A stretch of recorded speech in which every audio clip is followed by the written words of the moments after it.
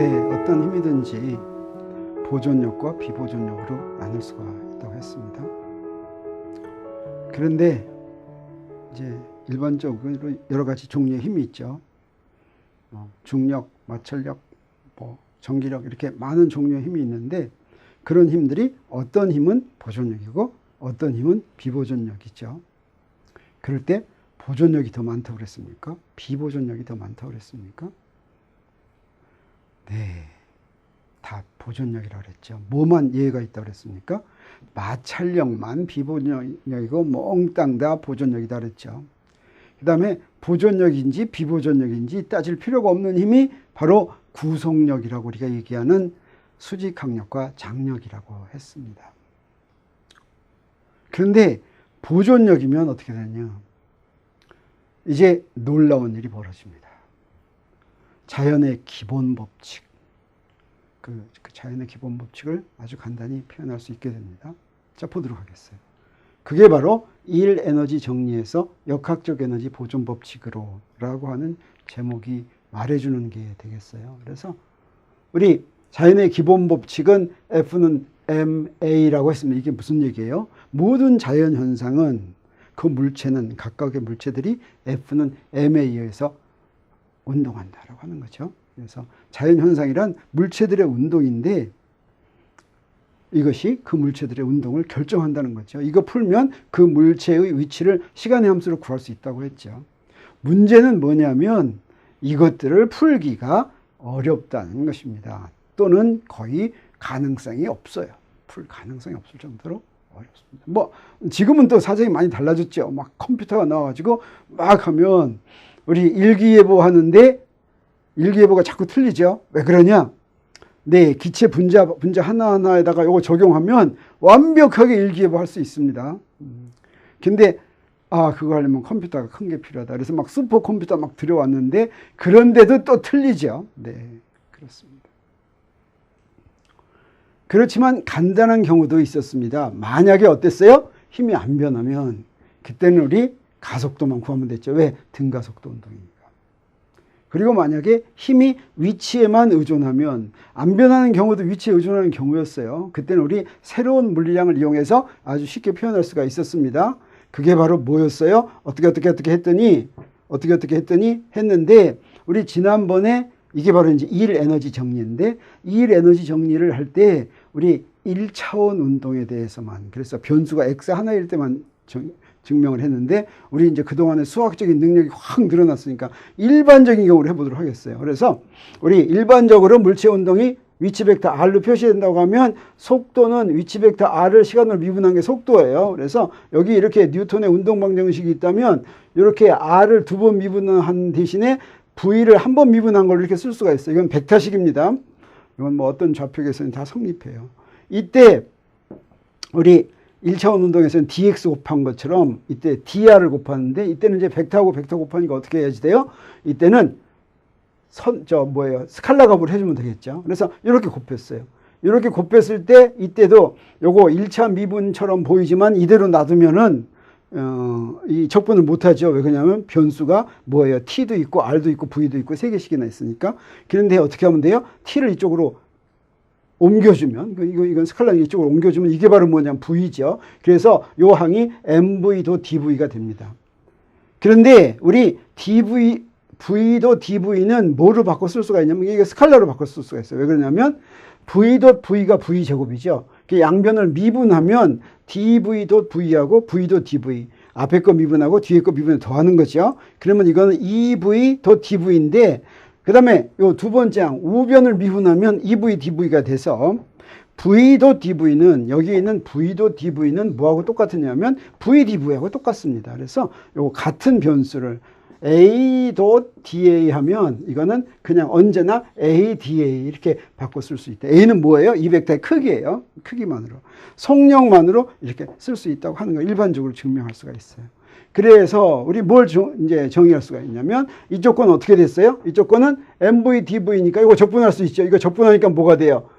바로 운동 에너지 형태가 되는 거죠. 이건 이제 3차원 벡터를 이용하더라도 똑같습니다. 그래서 여기서 운동 에너지를 정의를 하지요. 그 다음에 이건 바로 뭡니까? 이거는 자, 일로 정의합니다. 그래서 일은 힘을 어떤 경로에 대해서 선적분한 것으로 정의가 된다라고 하는 걸 알 수가 있겠어요. 우리 이제 선적분이라는 것도 배우고 막 했으니까 자, 그런 용어를 씁니다. 그랬을 때 이게 바로 뭐예요? 무슨 일이에요? 요 F는 뉴턴의 운동 법칙에 나오는 거니까 합력이요. 물체에 작용하는 합력이 한 일, 그 선적분은 합력 F가 물체를 R1에서 R2까지 이동하면서 물체의 한 일은 무엇으로 바뀌어요? 운동 에너지 변화량으로 바뀐다 라고 하는 것을 우리가 알았죠. 그래서 합력이 한 일은 운동 에너지 변화량으로 바뀐다 라고 하는 거 우리 지난번에 1차원에서 증명하는 것을 일반적인 3차원으로 증명을 했습니다. 근데 만약에 그 힘이 보존력이면 어떻게 되냐? 여기서 작용하는 이 힘이 보존력이면 그때 마찰력만 포함 안 돼 있으면 다 보존력이라고 그랬죠. 그러면 보존력인 경우에는 무엇이 보존력이라고 했습니까? 보존력의 정의는 우리 조금 전에 했죠. 무엇이? 보존력을 여러 가지로 정의할 수가 있는데 첫 번째, 포텐셜 에너지로 표현될 수 있는 힘을 보존력이라고 한다. 그때 요건 뭐라고 그랬어요? 요건 기준점이라고 그랬죠. 그 다음에 또 하나, 시작점과 끝점이 같으면 경로에 상관없이 그 힘이 한 일이 같으면 이게 바로 우리가 보존장을 정의할 때 마찬가지였죠. 꼭 힘뿐 아니라 어떤 벡터장이 있는데 그 벡터장이 선적분을 했더니 경로에 의존하지 않으면 그걸 보존장이라고 하고 이게 힘인 경우에는 우리가 보존력이라고 한다라고 했어요. 근데 그게 경로에 의존하지 않으면 무슨 얘기하고 똑같다고 했습니까? 한 바퀴 뺑 돌아오면 한 일이 0이다 라고 하는 거가 똑같다 그랬죠. 자, 그럼 여기서 아까 우리 지난 시간에 한 거 나왔으면 이렇게 한 바퀴 뺑 도는 거 적분하면 이거 어떻게 해야 됩니까? 이거 그대로 보고 있습니까? 이거 그대로 보고 있으면 안 돼요. 이런 게 나오면 즉각 뭔가 해야지 돼요. 뭘 이용해야지 돼요. 뭐 이용한다 그랬어요? 네, 폐곡선에 대한 선적분이면 뭐 이용해요? 네, 스톡스 정리 이용하는 거죠. 그래서 스톡스 정리를 이용할 것 같으면 요건 뭐가 됩니까? 이렇게 됩니다. 이렇게 되는데 이때 이게 0이 되죠. 근데 요 C는 어떤 C입니까? 자, 어떤 경우에만 이게 성립하냐면 어떤 닫힌 경로, 폐곡선에도 아무데 여기도 성립하고 여기도 성립하고 여기도 성립하고 아무 데서나 성립하는 거예요. 다시 말하면 이게 뭐예요? 아무 데서나 아무 면에서나 이게 0이 돼요. 적분하면 다 0이 돼야지 돼요. 어디서나 적분하면 0이 될 수 있는 유일한 방법은 이 안에 있게 0이 되는 것밖에 없습니다. 이 안에 있게. 그래서 바로 스톡스 정리에 의해서 포텐셜 에너지의 정의는 어떻게 되냐면 어떤 힘이 있는데 그거의 컬이 0이면 그럼 포텐셜 에너지가 보존력이다 라고 하는 것을 알 수가 있습니다. 그래서 우리 힘이 딱 주어지면 그걸 갖다가 적분해보고 보존력인지 아닌지 알아내는 게 좋겠어요? 이렇게 미분해보고 알아내는 게 더 좋겠어요? 네, 이렇게 미분해보고 알아내는 게 더 좋겠어요. 그래서 물체에 작용하는 힘이 보존력이면 포텐셜 에너지로 표현할 수가 있어가지고 우리 일이 1에서 2까지 갈 때는 요게 이제 1인데 요걸 포텐셜 에너지로 표현할 수 있다는 건 뭐예요? 아까 포텐셜 에너지 이렇게 있었는데 이게 포텐셜 에너지였어요. R0에서 R까지 F.dr 하고서 여기다 마이너스 이렇게 표시했어요. 여기 R0가 이렇게 있어야 됩니다. 근데 R0는 어떻게 정해요? 내 마음대로 정한다 그랬죠. 그래서 우리 일반적으로 R1에서 R2까지 가는 E를 어떻게 쓸 수가 있냐면 우리 적분 구간을 R1에서 R0까지 R0에서 R까지 한 게 바로 R1에서 R2까지 한 거나 마찬가지죠. 그러면 이건 바로 뭐가 되냐면 이게 바로 포텐셜 에너지입니다. 이 힘에 대한 포텐셜 에너지. 왜 그러냐면 R0가 밑에 있고 앞에 마이너스가 있어야 되는데 이 마이너스가 없으면 요 위로 올라가요. 그래서 요 놈은 바로 UR1 이렇게 되겠어요. R1. 근데 두 번째 건 뭐예요? 앞에 마이너스가 없죠. 그러니까 마이너스 UR2 이렇게 되겠습니다. 그래서 합력이 한 일이 만약에 그 합력이 보존력만으로 돼 있으면 이렇게 포텐셜 에너지의 차이로 표현할 수가 있습니다. 네, 그래서 일 에너지 정리를 포텐셜 에너지로 그냥 표현해 보겠어요.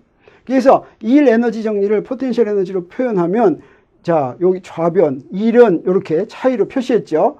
근데 여기서 1이 먼저 나오고 2가 나중에 나와요. 그리고 나서 운동 에너지 차이는 2 빼기 1이죠. K2 빼기 1. 이게 바로 보존력일 경우에 일 에너지 정리를 그냥 포텐셜 에너지로 표현했을 뿐입니다. 그런데 이것이 놀라운 일이에요. 왜 그러냐면 여기다 좀 이항을 이제 할 텐데, 자, 여기서는 요 뜻은 뭐냐면 K1과 UR1은 물체가 지금 여기 있다가 여기로 갔어요. 그러면 여기 있을 때 운동 에너지가 K1, 여기 있을 때 포텐셜 에너지가 U1이고, 여기 있을 때 운동 에너지가 K2, 여기 있을 때 포텐셜 에너지 U2예요. 이렇게 움직이면 K1 바뀌어요, 안 바뀌어요? 뭐 힘에 따라서 바뀝니다. 포텐셜 에너지 바뀌어요, 안 바뀌어요? 바뀌어요. 근데 그렇게 막 바뀌더라도 이런 걸 만족한다 이거예요. 그래서 이걸 갖다가 이항을 하는데, 어떻게만 이항하냐면 1은 1끼리 모으고 2는 2끼리 모았어요. 그렇게 이항만 해봤더니 놀라운 일이 벌어졌어요. 그게 뭐예요? 자, 요거는 1의 위치에서의 운동 에너지고 1의 위치에서의 포텐셜 에너지예요. 요거는 2의 위치에서의 운동 에너지고 요거는 2의 위치에서의 포텐셜 에너지예요. 이건 뭐예요? 따로따로는 위치가 바뀌면 바뀌는데, 운동 에너지도 바뀌고 포텐셜 에너지도 바뀌는데, 두 개를 합해 놓으면 움직이더라도 여기서 두 개 합한 것도 여기서 두 개 합한 것도 안 바뀐다라고 하는 거예요. 여기서 새로운 물리량을 정의하면 편하다. 그래서 새로운 물리량을 정의하게 됩니다.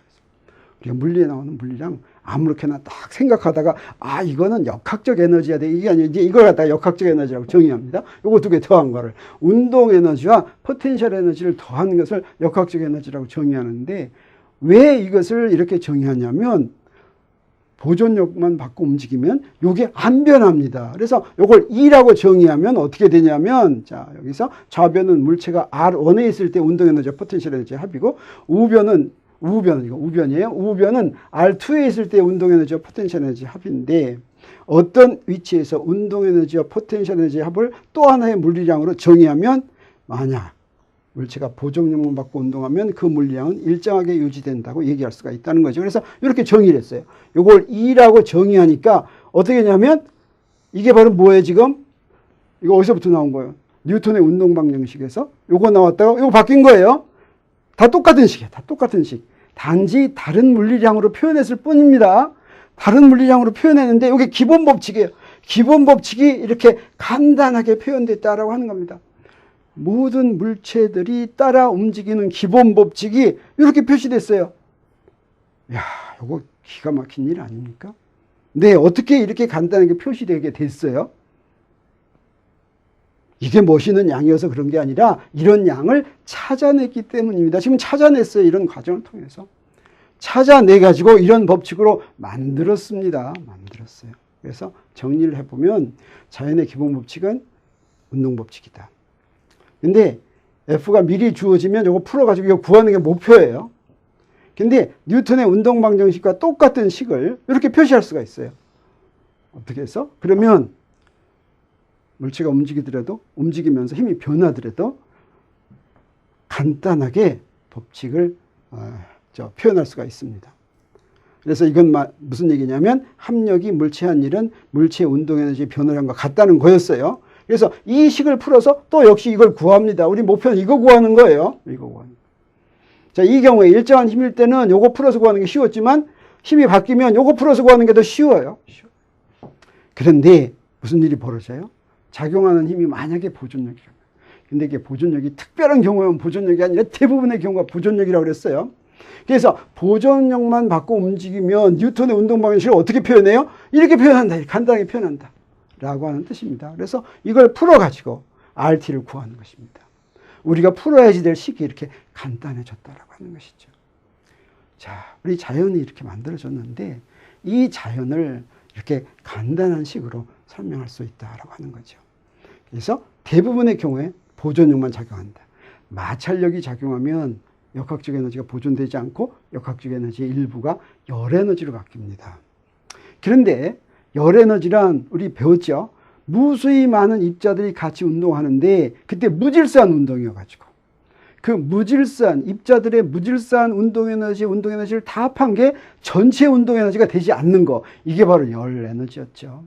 근데 미시 세계는 어떻습니까? 미시 세계는 몇 개 안 되는 입자들이 모여 있어요. 몇 개 안 되는 입자들이 모여 있는 데서는 열 에너지라는 개념이 없습니다. 네. 그럴 때는 어떻게 되겠어요? 그때 작용한 힘은 사실은 미시 세계는 힘에 의해서 잘 기술하지 않고 전부 다 포텐셜 에너지를 기술하는데, 이때는 마찰력은 들어갈 틈이 없다는 뜻이 되고 모든 힘은 보존력이다라고 하는 뜻이 되겠어요. 자, 이렇게 대부분의 경우에 보존력이 작용하는데 자연의 기본 법칙이, 자연의 기본 법칙이란 기본이 되는 일부 법칙이 아니라 모든 현상을 설명하는 법칙이라고 그랬죠. 그 기본 법칙이 이렇게 간단하게 표현된다는 것을 보고서 놀라지 않을 사람이 있겠습니까? 없겠습니까? 굉장히 놀란 사람이 또 있었습니다. 그게 바로 내가 몇 번 얘기하는 것 같은데 플랑크라고 하는 사람입니다. 이 사람은 요걸 듣고 나서 기절할 뻔했다. 머리에 벽돌로 꽝 치는 것 같은 기분을 느꼈다라고 하는 것입니다. 이것이 바로 새로운 물리량을 우리가 찾아가면서 자연현상을 아름답고 간결하게 표현할 수 있게 만든 그런 가장 중요한 예다, 이렇게 얘기할 수가 있다.